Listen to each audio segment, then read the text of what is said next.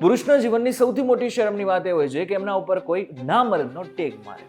અને આને જ કારણે ઘણા બધા લોકો, ઘણા બધા પુરુષો ડિપ્રેશન અથવા તો સ્ટ્રેસમાં જતા રહેતા હોય છે. ગાયનો એટલે કે પુરુષોમાં અચાનક સ્તનનો વિકાસ થવા લાગો. આ કોઈ સામાન્ય બાબત તો નથી, પરંતુ આજકાલ ઘણા બધા લોકોને જોવા પણ મળી રહી છે. પરંતુ આ અચાનક પુરુષોમાં સ્તન કેમ વિકસવા લાગે છે, એની પાછળના કારણો શું છે, એનો કોઈ ઉપાય છે કે નહીં, એ જો તમારે જાણવું હોય ને તો ધ્યાનથી સાંભળજો. હું તમને એક વાત કહું.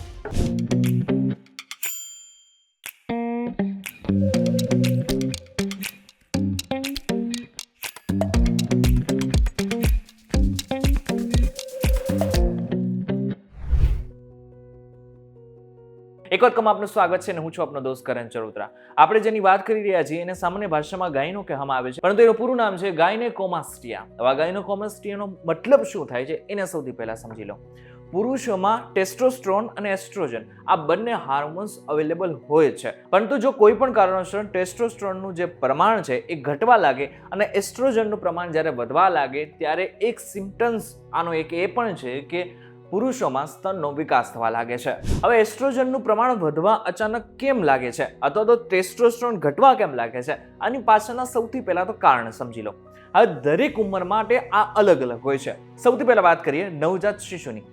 માતામાં એસ્ટ્રોજનની અસરને કારણે જન્મેલા બાળકોમાં ક્યારેક આ જોવા મળે છે, જે 2 થી 3 અઠવાડિયામાં આપમેળે ઠીક થઈ જાય છે. બીજું છે કિશોરાવસ્થામાં. 12 થી 14 વર્ષની વચ્ચે લગભગ 50% બાળકોને ક્યાંક ને ક્યાંક આની અસર જોવા મળતી હોય છે, પરંતુ 1-2 વર્ષની અંદર આ ગાયબ પણ થઈ જતું હોય છે. આના બાદ આવે છે 50 થી 80 વર્ષની જેમની ઉંમર છે, જે લોકો વૃદ્ધ થવા જઈ રહ્યા છે અથવા તો પુખ્ત વયમાંથી વૃદ્ધ તરફ જઈ રહ્યા છે, એ બધા જ લોકોને પણ આની અસર થઈ શકે છે. એની પાછળનું કારણ સીધું એ છે કે એમના શરીરમાં જે ટેસ્ટોસ્ટેરોન છે એનું લેવલ ધીરે ધીરે ઉંમર પ્રમાણે ઘટવા લાગે છે, અને આને જ કારણે પુરુષોમાં સ્તનનો વિકાસ અચાનક પણ થઈ શકે છે. પરંતુ આ બધા જ કેસમાં થાય એવું જરૂરી બિલકુલ નથી. હવે કેટલીક એવી દવાઓ છે કે જેને જ કારણે પણ આ ગાયનો થવાની શક્યતા હોય છે, જેમાં સૌથી પહેલા છે એનાબોલિક સ્ટેરોઇડ, જે બોડી બિલ્ડિંગ માટે વાપરવામાં આવતું હોય છે, જે ખરેખર ખૂબ જ ખતરનાક સાબિત થઈ શકે છે. બીજું છે પ્રોસ્ટેટ કેન્સરની દવાઓ. ત્રીજું છે એન્ટી એન્ઝાઇટી એટલે કે ચિંતા ઘટાડવાની દવાઓ, અને આ બાદ હૃદયરોગ અને બ્લડ પ્રેશરની કેટલીક દવાઓ. આની સાથે સાથે જો તમે દારૂનું અતિશય સેવન કરતા હોય અથવા તો બિયરનું અતિશય સેવન કરતા હોય તો બિયરને કારણે શરીરમાં એસ્ટ્રોજનનું લેવલ વધી શકે છે, જેને કારણે પણ આ થઈ શકે છે. આનાથી પણ વિશેષ ગાંજો અથવા તો હેરોઇન લેવાને કારણે પણ આનો વિકાસ થઈ શકે છે. આ સાથે લીવર હાર્મોન્સનું સંતુલન જાળવવામાં નિષ્ફળ થઈ જાય ત્યારે પણ ખાસ કરીને આની સમસ્યા થઈ શકે છે. ડાયાલિસિસ પર કોઈ હોય વ્યક્તિ તો એ દર્દીઓમાં પણ હાર્મોનલ ફેરફારો થતા હોય છે, જેમાં પણ આ પ્રકારનું જોવા મળી શકે છે. અથવા તો કોઈને થાઇરોઇડ હોય એમાં પણ ખાસ કરીને હાઇપરથાઇરોઇડિઝમમાં પણ આ થઈ શકે છે. હવે ચોક્કસથી એક વસ્તુ સમજવી જેવી છે કે દરેક પુરુષને ગાયનો હોય એવું બિલકુલ જરૂરી નથી. બે તફાવત અહીં સમજવા જરૂરી છે. એક તો મેં તમને જેવી રીતના કહી દઉં કે ગાયનેકોમાસ્ટિયા હોય છે, એવી જ રીતના સ્યુડો ગાયનેકોમાસ્ટિયા પણ હોય છે. ગાયનેકોમાસ્ટિયા હોય છે એની પાછળનું કારણ છે કે ગ્રંથિની પેશીમાં વધારો થઈ જાય છે, પરંતુ સ્યુડો ગાયનેકોમાસ્ટિયા એને હોય છે કે જેને માત્ર વધારાની ચરબી હોય છે.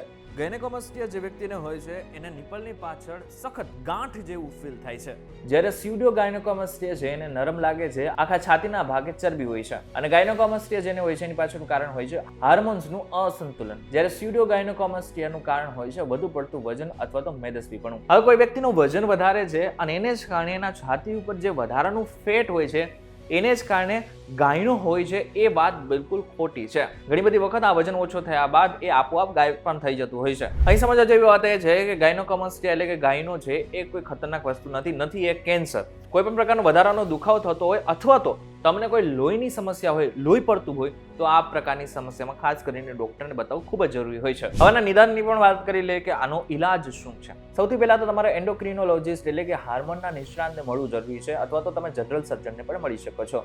આ બાદ એ તમને હાર્મોન લેવલ તપાસવા માટે કહી શકે છે, અને આ બાદ ગાંઠ કે ચરબીનો વચ્ચેનો તફાવત પણ તમને કહી શકે છે. જો કે કેટલાક કેસની અંદર સર્જરી પણ કરાવવી પડી શકે છે. ત્યારે આખા વિડીયોની અંદર તમે જાણી લીધું છે કે ગાયનો કોને કહેવાય ને કઈ બાબતમાં એ ચરબી પણ કહી શકાય છે. અહીં સમજવા જેવી વાત એ છે કે આને કોઈ શરમની વાત કહેવી એ જરૂરી નથી, ન તો એ વ્યક્તિને નામ બરતનું ટેગ આપવું જરૂરી છે. આ ખૂબ જ સામાન્ય બનતું જઈ રહ્યું છે, પરંતુ કેટલીક વાતનું ધ્યાન રાખીએ અને ડૉક્ટરને મળીએ તો ચોક્કસથી આનો ઈલાજ થઈ શકે છે. ત્યારે આ બાબતને લઈને તમારું શું કહેવું છે અમને જરા કમેન્ટ કરીને ચોક્કસથી કહેજો. વિડીયો થકી જો તમને કોઈ ઇન્ફોર્મેશન મળી તો વિડીયો લાઈક અને શેર જરૂરથી કરજો.